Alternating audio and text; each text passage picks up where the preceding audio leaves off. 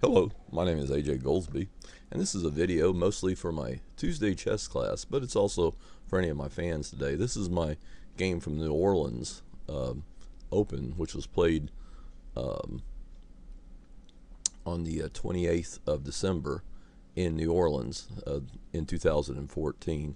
This is my round four game. White was I was black, AJ Goldsby was black, and white was Satheesh. And we'll go ahead and just jump right into the game. The game starts off as a Grunfeld. It's a Grunfeld opening, A45. Anyway, first move is white starts off D4, knight f6, C4, G6, knight C3, D5, C takes D5, knight takes D5, E4, knight takes C3, B takes C3, bishop G7. And this is a very common line. This is the exchange variation in the Grunfeld. It's been played in hundreds of master level games. One of the more famous games that I know of is a game that Spassky beat Bobby Fischer in this line at one of the Olympiads. I believe it was in Siegen in 1970, and you can look that game up in any database. White has a lot of different plans here.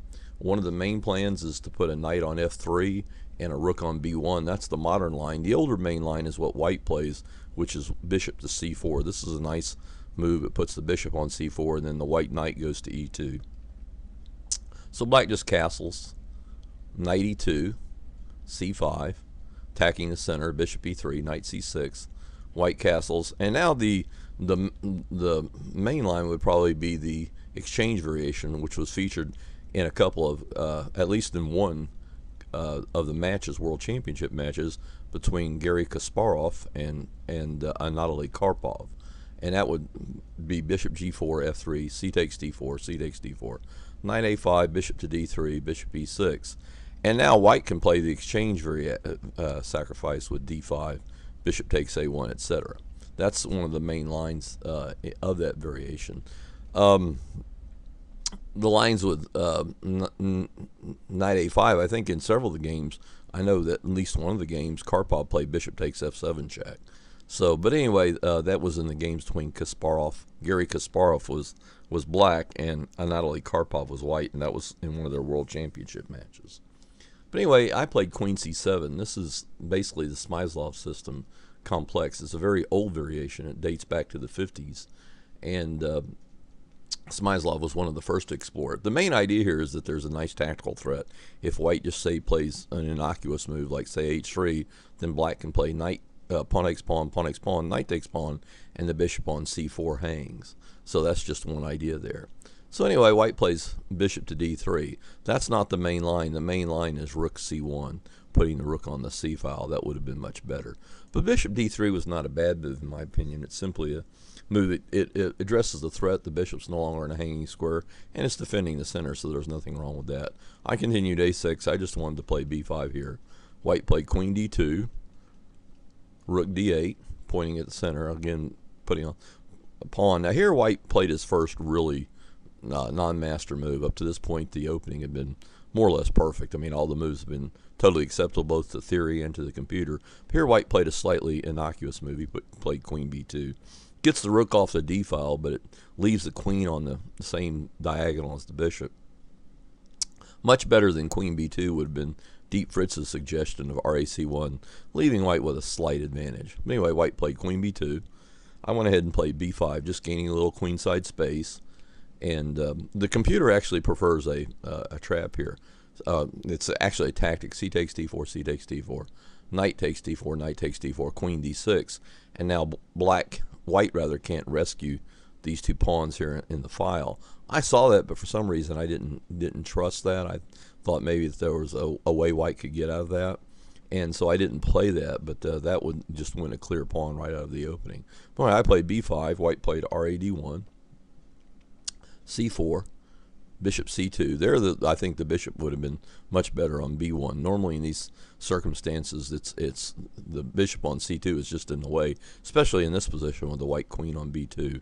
Much more accurate would be simply bishop on b1, getting the queen out of the way, the bishop out of the way of the queen. And on b1, it's everything's defended. With the bishop on b1, the pawn on a2 is defended. The queen has lateral movement. the bishop is on e4. Everything's defended, and basically the bishop's sort of out of the way. But on the c2, it sort of blocks off the queen. I went e6, f4. Now here white's playing actually a good idea. F4 was a good move, because there the idea is like knight g3 and f5.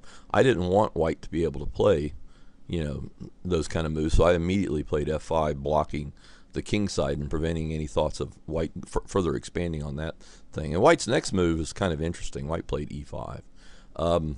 Not sure what the engine likes here in this position, but probably just a3 was one idea. But there's lots of different moves here for white. But just about any other move than what white played was e5. And I remember probably one of the most interesting things about this game was immediately after the game, after e5, some kid whipped out his cell phone and said, "But wait a minute, Mr. Goldsby, we were looking at this move and looking at this game in the analysis room." And one of the kids whipped out a cell phone and fired up a chess application and said, "This is the move that the computer likes." And I don't care if the computer does like this. One of the main points that one of the players in the room, he was at least an 1800, he brought up was that after e5, black's dark squared bishop is blocked out of the game. In other words, it's biting on granite here on e5.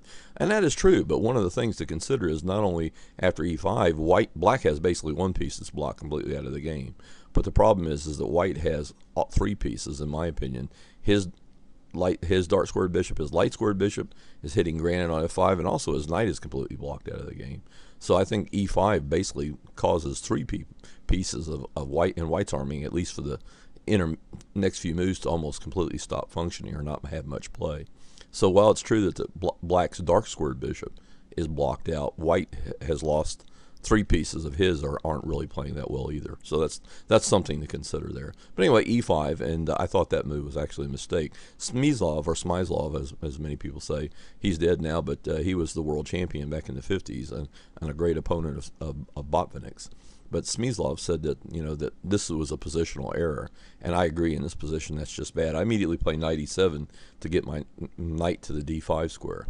Rook f3, knight d5, queen c1, bishop b7, rook h3, and now I play queen c6. And now it's very simple. I just have the threat of knight takes bishop on e3, followed by queen takes pawn on g2 checkmate.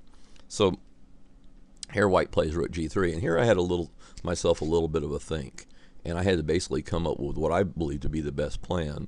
The computer might suggest different moves here, but you know, again, there's computer chess and there's human chess. I don't think humans can always play the way the computers can. A lot of times, the computers will find moves or do things that the computer will suggest moves that a human just simply would never consider. So that has to be considered there. But I decided to play king h8. I give that move a double exclam because to me that was the correct idea.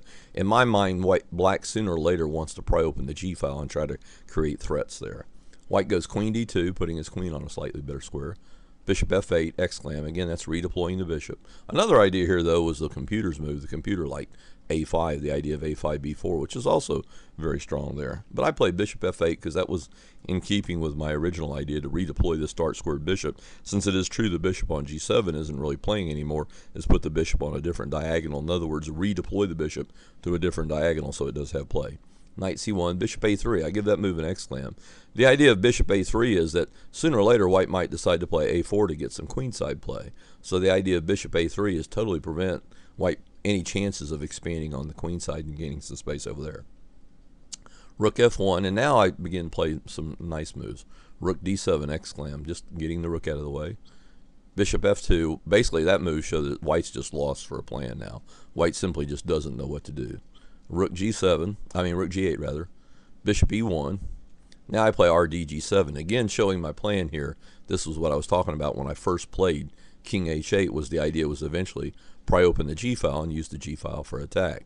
In other words, try to concentrate all of my firepower on the g2 square. Very logical attacking, a very pleasing attacking idea too. It's a very simplistic plan, but it's also, you know, it's a good plan because I think it allows black a good focus point, and it's a very reasonable plan. I mean, I don't see how white can feasibly prevent that from happening. Bishop b1. I go bishop back to e7. This is so I can play g5. Now I'm already ready for the breakthrough, so I think at this point white's already lost. Bishop back to f2, g5, bishop e3, and now I play knight takes e3, queen takes e3, g takes f4, and then the queen takes on f4.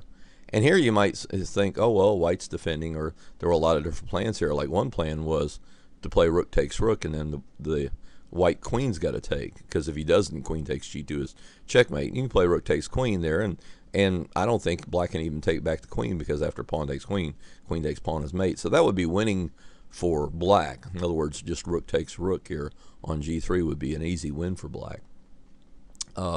Just quickly play through that.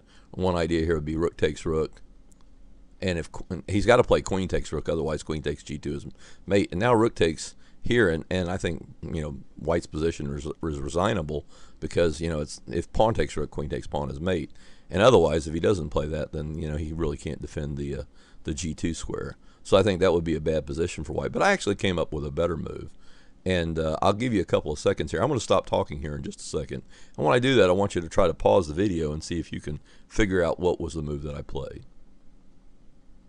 Okay, did you do as I asked? Did you pause the video? Basically, I came up with a better move here. I announced mate in 3, and the move that I came up with was queen takes g2 check. Rook takes g2 is totally forced. Rook takes rook check. Again, white only has one move. It's totally forced. And now there's a very pleasing rook g1 checkmate. That's a double check, and it's also because of this bishop here. Notice that bishop there on the g2 square. That bishop on the g2 square is attacking, and that means it's a double check and mate. And that pretty much concludes my video. Thank you for watching my video.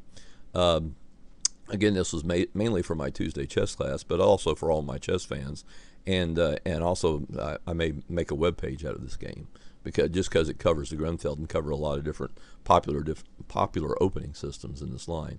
But anyway, thank you for watching my video. Hope you enjoyed the video, and if you enjoy my videos and my web pages, please go to the PayPal website.